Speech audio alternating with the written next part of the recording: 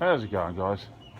Here we are on this job, still at Camp Hill, and here's my 15-year-old son learning to use the magnetic drill. He's been on it a few days now. Good experience for him as he started to learn how to do steel work. Since school's over, he's out helping his old man get the steel work done. While his big brother's up there welding, getting all the welding done. He's had 5 years experience now.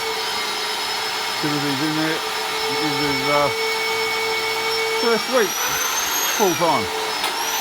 So to start, let's see how we go. I thought I'd take a video of that. Say hello, Timothy. No? Not willing to stick his face on YouTube yet? It's alright. He's getting there. Piece by piece. Don't forget the holes at the end.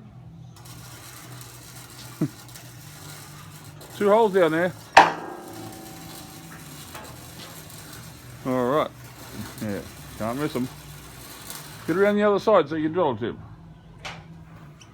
They're right on the end. You won't do it like that. Turn the drill around.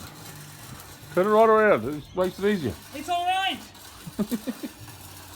He's also very opinionated. He doesn't like doing things he's told. But he's into it, so it's good.